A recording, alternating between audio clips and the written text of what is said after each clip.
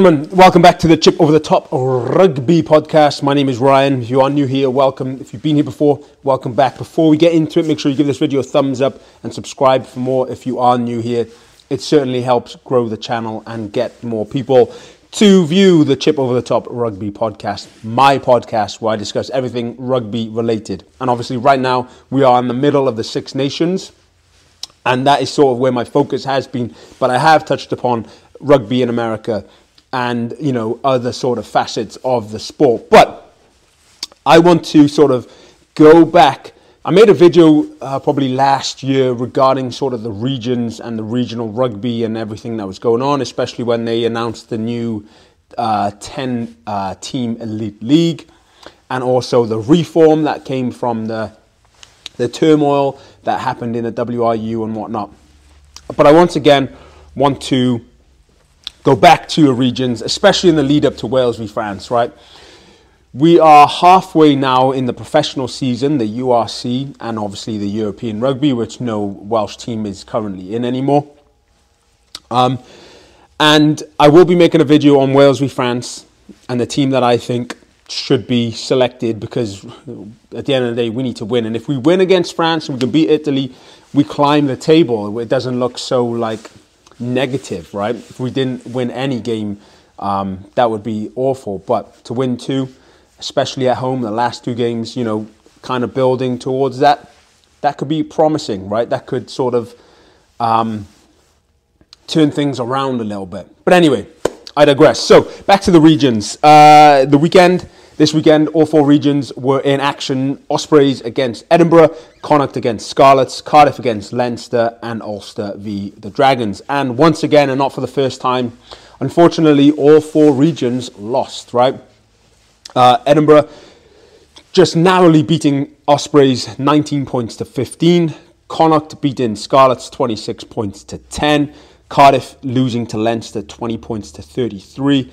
And then Ulster beating the Dragons 49 points to 26. But of course, the regions were without, you know, their star players. Even though this was a fallow week, not everybody got released. The only person that did get released was Taine Basham to the Dragons, and he definitely made a big difference for them. But it clearly shows that there is a stark difference. Once the international players are taken away, like, who's left is a big difference, right? They're clearly, like, I think 13 of the Irish squad are Leinster players right now, but for Leinster to still beat Cardiff 33 points to 20, like, it just says a lot about where the regions are. When you look at Scotland, the setup there, the Irish setup, and then the Welsh setup. So that is where I'm going with this video, because there was an announcement that there's going to be a reform or a reset. There has been a review period, but a plan is being put into place this June. That is when it's going to be released and revealed to the public, and I really can't wait for that, to see sort of what direction the WRU wants to go. Now, as a quick reminder, Cardiff have 11 players in the Welsh setup, right? So that shows sort of their strength, but also then their lack of depth, I suppose, you know, succumbing to Leinster, and just the difference in sort of performance and ability maybe between the teams.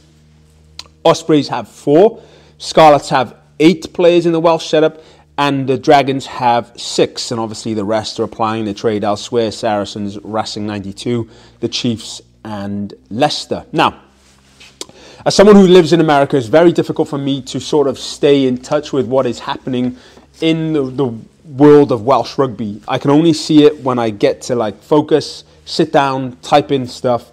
It is very difficult for me to see sort of full spectrum, right?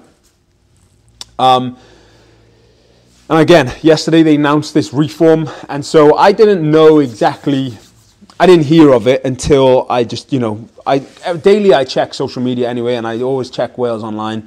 As much as Wales Online sometimes like to butcher, or not butcher, but, like, you know, any sort of tabloid, any press likes to oversell the headline, right? But this one caught my attention.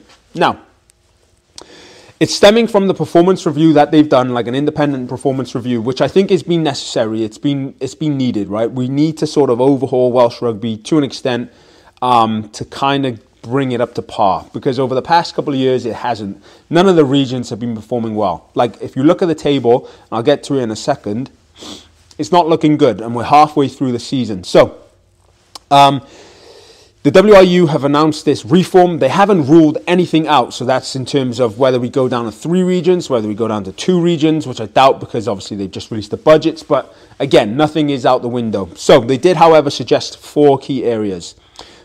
Area 1, players, performance and pathway. They're going to focus on that. Facilities and workforce. They're going to focus on that. The audience and the narrative. Okay, so like who their people are, like who they want to bring in, and the narrative surrounding Welsh Rugby. That's another. And then last but not least, from the business side of things, commercial and financial. Excuse me. There's also this statement within this letter that was written to, you know, the board members and everything like that. We also identified some of the unique strengths of our game. We believe we are a nation where rugby matters more to our people, our culture, our national identity than any other. And that is very true. Welsh Rugby is like in the blood. We are very passionate about Welsh Rugby, and that is why I think it's very important that we get this right and we address it and we get things moving in the right direction. So, in addition, we know there is a need and an opportunity for us to focus on the women's game. This strategy will cover all parameters of the game, and in the coming weeks and months, there will be further consultation with a wide range of stakeholders, with the PRB playing a central role. They're obviously looking to develop not just only the men's game and the game on whole, but women's rugby too, and I think that's very important, massively important for Welsh Rugby. So, like I said, the 4 regions were in action, and of course I am opening up this now to the comments below, because I'm a huge fan of rugby in general, but obviously being Welsh, I want to see Welsh Rugby succeed, not just at an international level, right, but also at regional levels. So we're halfway through the season, and in the URC, the table looks like this. I'm going to put it on the screen for you now. Leinster sitting comfortably on top, Vodacom Bulls, then the Warriors, then Edinburgh. So the 2 Scottish teams sitting in the top 5, right? Then you have the Irish contingent, Ulster, Munster, Connacht. So you have Scotland and Ireland in the top 10. All the regional teams in the top 10. Then you have Benetton, Italian team, playing fantastic. And then we have the DHL Stormers. So in the top 10, you have, and then the Ospreys. So the Ospreys are technically on the cusp, right? But you have all of Ireland, you have all of Scotland, and you have 1 Italian, 2 South African. Then the bottom half of the table, like I said, Ospreys in 10th, the Emirate Lions in 11th, Cardiff, Zebra, Scarlets, Dragons, and the Hollywood Bet Sharks sitting bottom. So, for me, I wanted to open this up to discussion, right? Like, what do you think the reform needs to be? What do you think you need to see in it? Because personally, I still think we have enough of a talent pool to have 4 regions. We will never be shy of rugby players in Wales. It's true. And I know that the WRU are already trying to bridge the gap between semi-professional and professional with this elite league. But then I also think we need to bridge the gap between professional rugby and international rugby. We need more players at a professional standard who could easily make the jump to international. And of course, as it stands right now, we don't know who is available to do that, because there's not really a sort of intermediate. There's no like Wales A, for example. There's no sort of like, at least from what I can tell, there's no sort of mini training camps throughout the year where like the WRU and Gatland's selecting maybe, I don't know, 10 players from each region who aren't in the Welsh team, who are, playing sort of not necessarily week in, week out, but do have the potential or the raw ability to do so and get called up to these mini camps to sort of make them better players. I think something like that needs to happen, because you're not really going to get the opportunity. How many games in a season are there for Wales? You have the 5 in the Six Nations, maybe 3 in the summer if there's a summer series, and then 4 in the autumn. How many is that? 9. That's 11 international games. 11 international games in the season. Okay, did I just get that right? 4, 3, 7 plus 4. Yeah. 11 Welsh caps possible, right? So there's only 3 times a year where you're going to bring in these players, and it's not every single player. Not every single player gets the opportunity to get called up into that sort of setup to sort of see what the professional setup. And we know what the comments have been like in the past week between Gatland and Alex Mann, right? You just look at there obviously should be a tier drop off going from Wales down to Cardiff, for example. There shouldn't be that much of a gap, but there should still be a step up, right? It should be little. So they need, I personally, I've called for this sort of mini camps thing, for the past year and a half. I've been saying why don't the WRU bring in players throughout the year to develop their game a little bit, to work on things a little bit, to get that cohesion between the regions and international level, and give some of those players an opportunity. That is why I think Wales A needs to come back.